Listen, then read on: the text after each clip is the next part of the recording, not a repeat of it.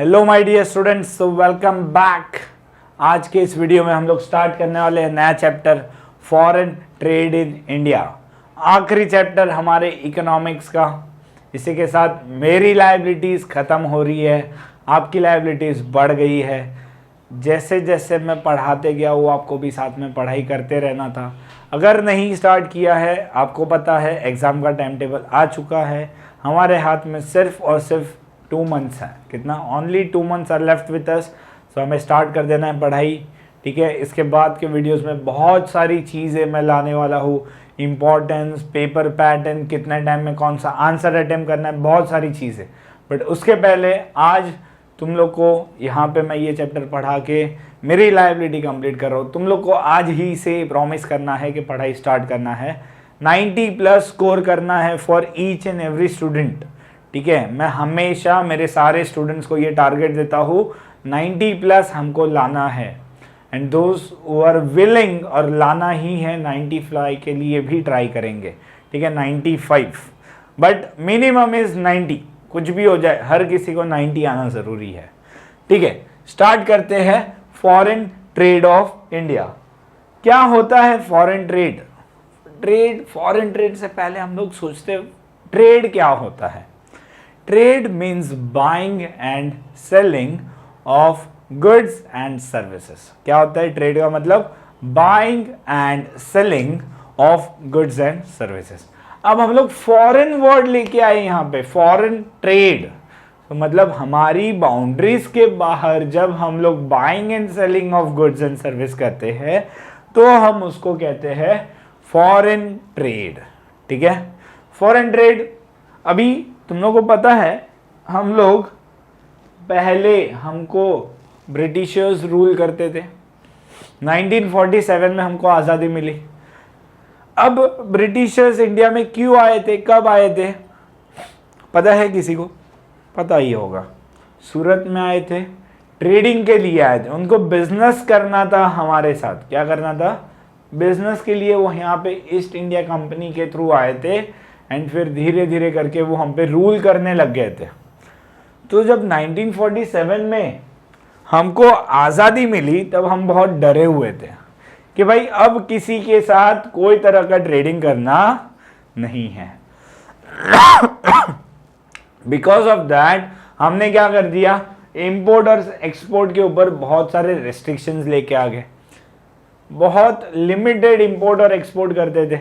हमारा import export एकदम colonial था कि भाई हम अपने में खुश है, हमको किसी के साथ कोई लेन देन करना नहीं है। तो ना ही कोई गुड्स ज़्यादा आते थे, ना ही ज़्यादा कोई गुड्स जाते थे, ठीक है। अदर देन दैट टेक्नोलॉजीज भी नहीं आती जाती थी, क्योंकि कुछ भी इंपोर्ट एक्सपोर्ट ज़्यादा अलाउ नहीं था। तो हम बहुत पीछे रह गए थे।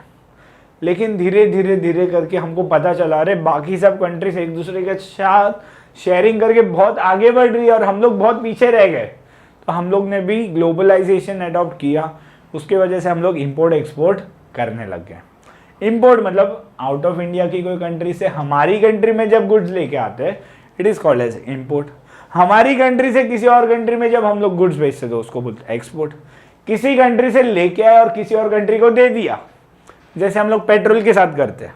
हम लोग जो भी अरेबियन कंट्रीज है, ठीक है, अरेबिक कंट्रीज, दुबई वगैरह, वहाँ से लेके आते हैं पेट्रोल और नेपाल को हम लोग एक्सपोर्ट करते हैं। इंपोर्ट किया, एक्सपोर्ट किया, उसको हम लोग कहते हैं एंट्री पोर्ट। क्या कहते हैं? एंट्री पोर्ट, ठीक है।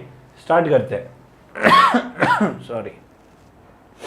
Before 1947 the pattern of India's foreign trade was typically colonial, क्योंकि वो ब्रिटिशर्स के रूल में था। इसके लिए India was the supplier of raw material. बहुत सारे कंट्रीज को हम लोग रॉ मटेरियल, क्योंकि हम लोग एग्रीकल्चर अबेंडेंट कंट्री है, तो ऑफ कोर्स हम लोग ज्यादा से ज्यादा रॉ मटेरियल सप्लाई करते हैं to the industrialized nation, particularly England, ज्यादा करके इंग्लैंड, क्योंकि इंग्लैंड ही हम पे रूल कर रहा था। इंपोर्टर ऑफ मैन्युफैक्चर्ड गुड्स, हम लोग रॉ मटेरियल एक्सपोर्ट कर रहे हैं और इंपोर्ट क्या कर रहे हैं? जो हमारे मैन्युफैक्चर्ड गुड्स होते हैं, फिनिश गुड्स होते हैं, वो। उसके वजह से हम लोग डिपेंडेंट हो गए थे। This dependence of foreign trade did not permit, India के अंदर इंडस्ट्रियलाइजेशन नहीं हो रहा था। As a result indigenous handicraft, जो छोटे छोटे वो बहुत ज़्यादा अफेक्ट हो रहे थे। However, many underdeveloped countries that won independence world war 2 के बाद, हमारे जैसे बहुत सारी कंट्रीज को इंडिपेंडेंस मिला, उसने क्या किया, फॉरेन ट्रेड को एज एन इन्वेस्टमेंट लिया। अब फॉरेन ट्रेड पढ़ने से पहले एक बार इंटरनल ट्रेड के बारे में जान लेते हैं। Domestically within the country जब हम लोग ट्रेड करते हैं, it is called as internal trade. ठीक है, विद इन द कंट्री जब buying and selling of goods होता है, सर्विसेज होता है, it is called as internal trade. Buying and selling of goods and services within the boundaries of a nation are referred as internal trade or domestic trade or home trade. For example, if the goods produced in Maharashtra are sold to the states like West Bengal, Uttar Pradesh, Tamil Nadu, etc., then it is known as internal trade. अब आते हैं important चीज, foreign trade.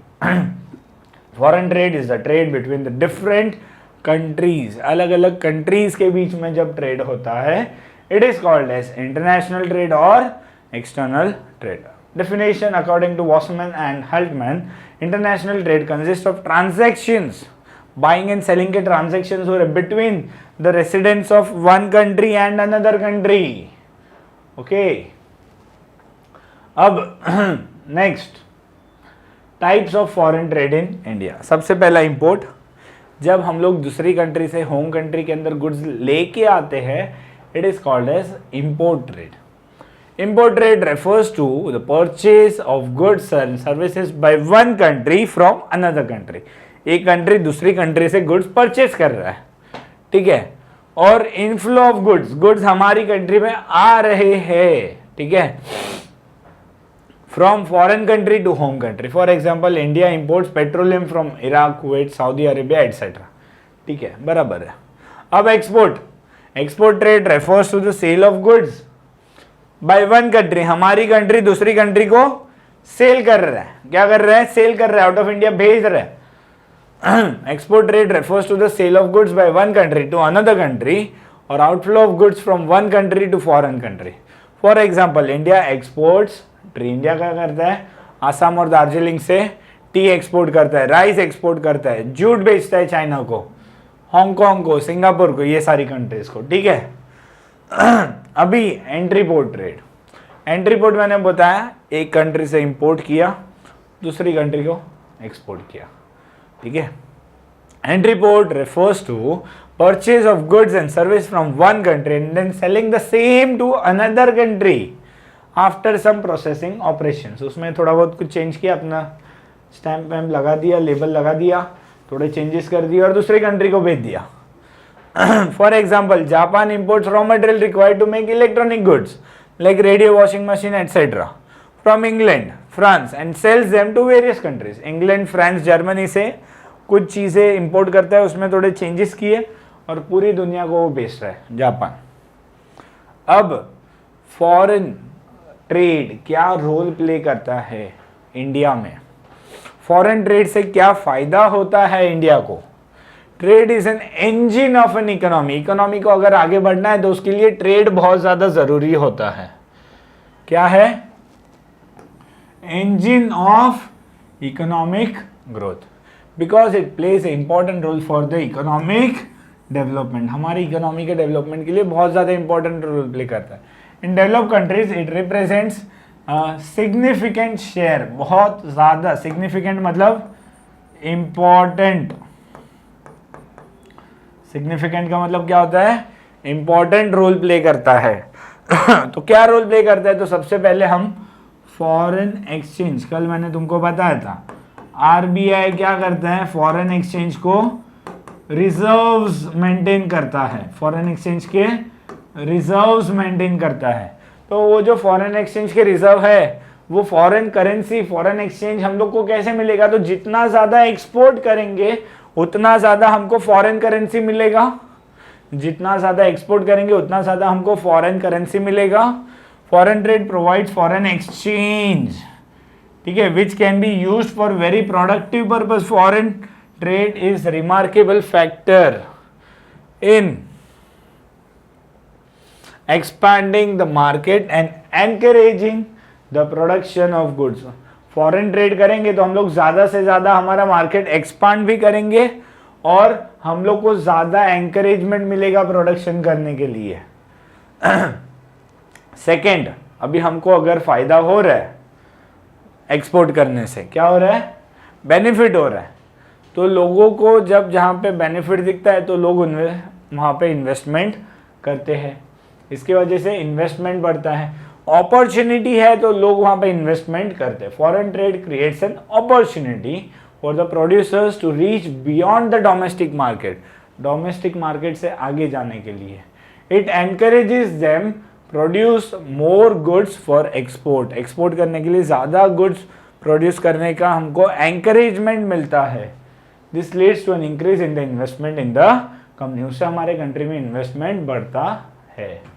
ठीक है, फिर division of labour, अभी हम लोग ज़्यादा इन्वेस्ट करेंगे, ज़्यादा प्रोडक्शन करेंगे, तो उसकी वजह से लार्ज स्केल पे प्रोडक्शन होता है, तो जो हमारे लेबर्स है उसका डिवीजन हो जाएगा।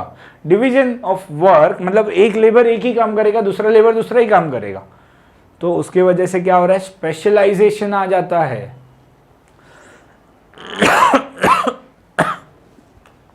Foreign trade leads to division of labor and specialization at the world level. Some countries have abundant natural resources. वो लोग एक्सपोर्ट करते हैं एज अ रॉ मटेरियल और इंपोर्ट करते हैं as a finish goods from countries which are advance skilled man power. अभी हमारी country है तो यहाँ पे अबेंडेंट मैन पावर अवेलेबल है। थर्स foreign trade gives benefits to all the countries, सारी कंट्री जिसके पास रिसोर्स ज़्यादा है वो एक्सपोर्ट करो, जिसके पास लेबर ज़्यादा है वो इंपोर्ट करके उसको बनाओ और फिनिश गुड्स भेजो सारी कंट्रीज को। ठीक है, उसके वजह से क्या हो रहा है, डिवीजन ऑफ लेबर आता है एंड स्पेशलाइजेशन आ जाता है। Next, optimum utilization, optimum allocation. Optimum means maximum, हमारे पास जितने भी रिसोर्सेज है उसको हम लोग प्रॉपर एलोकेट कर रहे हैं सो दैट उसका वेस्टेज कम हो, उसको प्रॉपरली यूटिलाइज कर रहे हैं सो दैट उसमें से मैक्सिमम आउटपुट हमको मिल सके। ठीक है, स्पेशलाइजेशन की वजह से resources are channelise allotted for the production only of those goods जहां से हम लोग को हाईएस्ट रिटर्न मिलता है, which would give highest return. Thus there is a rational allocation, एक नॉर्मल अच्छा एलोकेशन होता है। ठीक है, रैशनल मीन्स एक वाइज मैन वहां पे एलोकेट करेगा जहां से उसको ज्यादा से ज्यादा आउटपुट मिले। ठीक है, उसके बाद resources at the international level due to the foreign trade. अब हमारे क्या होता है, मार्केट के अंदर डिमांड है, सपोज हमारी कंट्री में कुछ गुड्स का डिमांड है लेकिन उसका सप्लाई नहीं है तो हम लोग इंपोर्ट कर लेंगे। अगर इंपोर्ट कर लिया तो डिमांड सप्लाई इक्वल हो जाएगा तो प्राइस स्टेबल है, वरना प्राइस बढ़ सकता है। बहुत बार क्या होता है, अबेंडेंट अवेलेबल है हमारी कंट्री में गुड्स तो थोड़ा सप्लाई कर दो बाहर, वरना उसका प्राइस कम हो जाएगा। तो प्राइस कम ज़्यादा जो होता है उसके वजह से हम लोग क्या करते हैं, अगर इंपोर्ट एक्सपोर्ट कर लिया तो हमारा प्राइस स्टेबल हो जाता है, तो वो भी ज़रूरी है, stability in the price level. Foreign trade helps to keep the demand and supply position दोनों स्टेबल होते हैं, which in turn stabilises the price level in the economy. 6 point, availability of multiple choice. अगर हमारे पास सिर्फ domestic goods है तो हमारे पास कम choices available रहेगी, लेकिन हम लोग इंपोर्टेड गुड्स भी यूज कर रहे हैं तो हमारे पास चॉइसेस का वैरायटी बढ़ जाता है। ठीक है, foreign trade provides multiple choices of imported commodities as foreign trade is highly competitive. बहुत कॉम्पिटिशन होता है डोमेस्टिक और फॉरेन के बीच में, तो उससे क्या होता है, गुड्स का क्वालिटी और स्टैंडर्ड प्रोडक्ट्स हम लोग को मिलते हैं। This raises the standard of living of people, इससे लोगों का स्टैंडर्ड ऑफ लिविंग भी बढ़ जाता है। फिर brings reputation and helps to earn the goodwill. हमारी कंट्री अगर अच्छे क्वालिटी के गुड्स एक्सपोर्ट कर रही है तो उससे हमारी कंट्री का ही रेपुटेशन बढ़ता है और हमारी कंट्री का गुडविल भी बढ़ता है फॉरेन ट्रेड करने से। Exporting company can earn reputation and goodwill in the international market. Countries like Japan, Germany, Switzerland have earned a lot of goodwill. हम लोग को पता है कि ये कंट्रीज से जो गुड्स आते हैं वो 100% अच्छे क्वालिटी के ही होते हैं।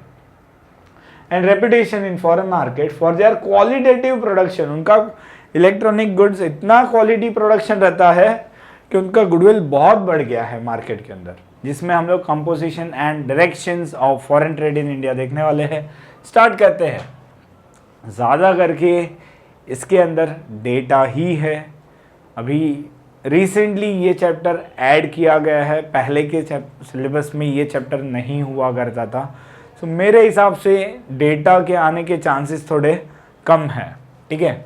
तो composition and direction of India's foreign trade. Over last 70 years India's foreign trade has undergone a complete change in terms of composition and direction. मतलब हम लोग क्या क्या चीज़ें इंपोर्ट करते हैं, क्या क्या चीज़ें एक्सपोर्ट करते हैं। पहले हम लोग क्या माइंडसेट से इंपोर्ट एक्सपोर्ट करते थे, अब हम लोग क्या माइंडसेट से इंपोर्ट एक्सपोर्ट कर रहे हैं। तो क्या चेंजेस हुआ है, तो R S follows. First, increasing share of GNP. पहले के जीडीपी हमारा ग्रॉस नेशनल प्रोडक्ट जीएनपी जो था उसमें हमारा टोटल शेयर था was 17.55%। It has increase to 25% in 2006-07 और अभी 2016-17 में हमारे जीडीपी के 48.8% जो है वो फॉरेन ट्रेड से आ रहा है। काफी ज्यादा चेंज हुआ है। Increasing volume, volume means quantity हमारे ट्रेड का बढ़ गया है, उसके साथ वैल्यू भी बढ़ गया है क्वांटिटी के साथ साथ। 1991 से लेके आज तक हमारे इंडिया में वॉल्यूम और वैल्यू दोनों चेंज हुए हैं। Change in composition of export. देखो, prior to independence India used to export primary products like jute, cotton, oilseeds, leather, tea, food grains, cashew nuts। फिर मैन्युफैक्चर्ड आइटम्स हम लोग इंपोर्ट करते थे, ठीक है। लेकिन अभी हम लोग readymade garments, James, jewelleries, electronic goods, specially computer hardware भी हम लोग एक्सपोर्ट कर रहे हैं। तो ये हमारा एक्सपोर्ट चेंज हो गया। पहले हम लोग क्या चीज़ है, raw material kind of things export करते थे, अब ये सारी चीज़ें हम लोग एक्सपोर्ट कर रहे हैं। Change in composition of imports. हम लोग पहले इंपोर्ट क्या करते थे, तो medicine, cloth, motor vehicles, electrical goods etcetera. अब क्या इंपोर्ट करते हैं, तो capital goods, high tech machinery, chemicals, fertilisers, steel, ये सब चीज़ें हम लोग अभी इंपोर्ट कर रहे हैं।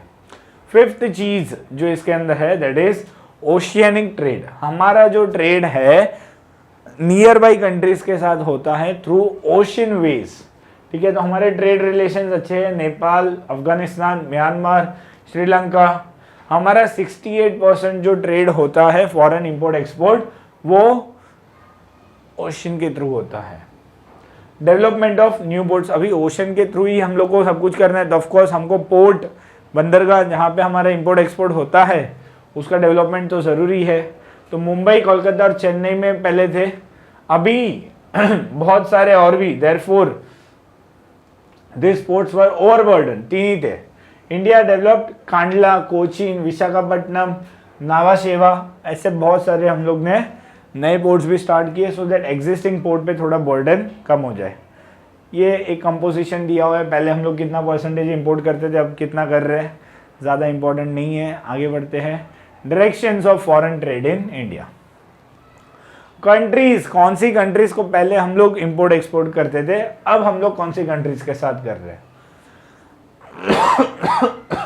Direction of foreign trade means the countries to which the India export its goods and services and the countries from which it imports the goods and services. Thus the direction consists of destination of exports and sources of imports. कहाँ पे हम लोग goods भेज रहे हैं, कहाँ से हम लोग goods लेके आ रहे हैं। Prior to independence, much India's trade was with Britain, क्योंकि वो लोग हम पे रूल कर रहे थे। Therefore, Britain used to hold the first position in India's foreign trade. India के फॉरेन ट्रेड में सबसे ज़्यादा ब्रिटेन का रोल था। After independence, relation with many other countries were established. Now USA हमारा सबसे ज़्यादा लीडिंग पार्टनर है जिसके साथ हम लोग इंपोर्ट एक्सपोर्ट करते हैं, ठीक है। Oil and petroleum exporting companies, ये सब ठीक है। Okay, trends in foreign trade in India since 2001। 1991 में न्यू इकोनॉमिक पॉलिसी आई जिससे ग्लोबलाइजेशन, प्राइवेटाइजेशन, लिबरलाइजेशन आया, और 2001 के बाद तो हम लोग ने और ज़्यादा चेंजेस लेके आए हमारे फॉरेन ट्रेड में, ठीक है। Since liberalisation India's foreign trade has expanded many fold, बहुत ज़्यादा, डबल, ट्रिपल, 4 टाइम्स, 10 टाइम्स मैं बोल सकता हूँ। has shown a significant shift in imported and exported products and also in geographical position. पहले किसके साथ हम लोग करते थे, अब किसके साथ कर रहे हैं, तो क्या चेंजेस आए, ट्रेंड्स क्या है, तो एक्सपोर्ट में तो पहले हम लोग engineering goods according to engineering goods export promotion council EGEPC the share of engineering goods was 25%. कितना, हमारे टोटल इंपोर्ट एक्सपोर्ट में 25% शेयर इंजीनियरिंग गुड्स का था 2017-18 में, जबकि 2010, 11, 14, 15 export of transport equipment has grown from $16 billion to $24.8 billion. ठीक है. Petroleum products, India petroleum capacity increase significantly, काफ़ी बढ़ गया है since 2001-2, due to which India turned as net exporter of petroleum and refinery products. 4.3 था 2001 में, अभी 20.1% हो गया 2013-14 में. Chemical and chemical products, an important export item that has performed reasonably, काफ़ी अच्छा परफॉर्म किया है. कितना था 2014-15 में, 10.4%. जेम्स और ज्वेलरीज भी हम लोग एक्सपोर्ट करते हैं, हम लोग मेजर कॉन्ट्रीब्यूटर्स है. ठीक है, पहले 13.3% हमारा शेयर है मर्केंडाइज एक्सपोर्ट. ठीक है, 2014-15 में. टेक्सटाइल और रेडीमेड गारमेंट्स भी हम लोग भेजते हैं. Textile and readymade garments export together was 11.3% इन 2014-15. ठीक है, अभी इंपोर्ट में क्या चेंज हुआ, ये सारा था हम लोग क्या एक्सपोर्ट कर रहे हैं. अभी इंपोर्ट में क्या चेंजेस आया है, तो पेट्रोलियम, सबसे ज़्यादा पेट्रोल की ज़रूरत हमको पड़ती है, तो it had a share of 27% इन 1990-92, अभी 31% है. कुछ ज़्यादा चेंजेस नहीं है, क्योंकि पेट्रोल की ज़रूरत हमको ऐसे भी पड़ती है. उसके बाद गोल्ड, आफ्टर पेट्रोलियम सेकेंड सबसे ज़्यादा अगर हम लोग कुछ इंपोर्ट करते हैं इट इज़ गोल्ड. ठीक है, उसमें थोड़ा ड्रॉप आया. गोल्ड इंपोर्ट्स फ्रॉम 53.3 बिलियन से अभी 27.5 बिलियन ही हम लोग इंपोर्ट करते हैं, तो उसमें थोड़ा ड्रॉप आ गया है. उसके बाद फर्टिलाइजर्स, पहले 4.1% हम लोग इंपोर्ट करते थे, अभी हम लोग खुद प्रोड्यूस कर रहे हैं, इसकी वजह से वो 4.1% से 1.3% पे ड्रॉप हो चुका है. उसके बाद आयरन एंड स्टील, हम लोग पहले 4.9% हम लोग इंपोर्ट करते थे, अभी सिर्फ 2.1% इंपोर्ट कर रहे. इसमें सबसे बड़ा योगदान टाटा का है, टाटा स्टील. ठीक है, उसका बहुत बड़ा रोल प्ले इसके अंदर आता है. आखिरी आंसर बैलेंस ऑफ पेमेंट. देखो, बैलेंस मीन्स दो चीज़ों में बैलेंस करना है. अब यहाँ पे हम लोग फॉरेन ट्रेड कर रहे हैं, तो किस चीज़ में बैलेंस करना होगा, इंपोर्ट और एक्सपोर्ट. बहुत ज़्यादा इंपोर्ट करेंगे तो हमारी इकोनॉमी बहुत डाउन हो जाएगी, करेंसी वैल्यू डाउन हो जाएगी, और एक्सपोर्ट जितना करो उतना अच्छा है. इसके लिए हम लोग बैलेंस ऑफ ट्रेड बनाते हैं. ठीक है, ये बैलेंस रखना है. नॉर्मली क्या होता है, सारी कंट्रीज में एक्सपोर्ट ज़्यादा होता है, इंपोर्ट कम ही होता है. इसके लिए हम लोग को बैलेंस रखना है. तो बैलेंस ऑफ ट्रेड बहुत ज़्यादा इंपॉर्टेंट है, लेकिन तुम लोग को इतना ज़्यादा पढ़ने में है नहीं. जब TY में आओगे तब ज़्यादा इन डिटेल होगा, तब पढ़ा दूंगा. Balance of payment of a country is the systematic record of all the international economic transactions of that country during a given period of time. जितने भी इंटरनेशनल रिकॉर्ड्स हुए हैं, ट्रांजेक्शन्स हुए, उसको रिकॉर्ड मेंटेन करते हैं हम लोग. Balance of payment is a summary statement, shortcut में दिया हुआ एक स्टेटमेंट है जिसमें जितने भी ट्रांजेक्शन्स हुए एक कंट्री के बाकी सारी कंट्रीज के साथ. ठीक है, it is called as balance of payment. अब बैलेंस ऑफ ट्रेड, जब हम लोग ट्रांजैक्शंस रिकॉर्ड करते हैं तो उसको बैलेंस ऑफ पेमेंट कहा जाता है. जब हम लोग क्वांटिटी, क्या चीज़ें जा रही है, कितना इंपोर्ट हो रहा है, कितना एक्सपोर्ट हो रहा है, तो it is called as balance of trade. Difference क्या है, तो वैल्यू और क्वांटिटी का. ठीक है, वैल्यू और क्वांटिटी का.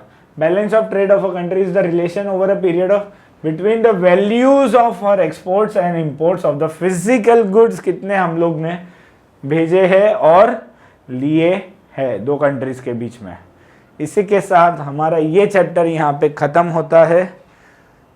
अगर आपको वीडियो अच्छा लगा हो तो लाइक करो, शेयर करो और सब्सक्राइब करो. Thank you my dear students.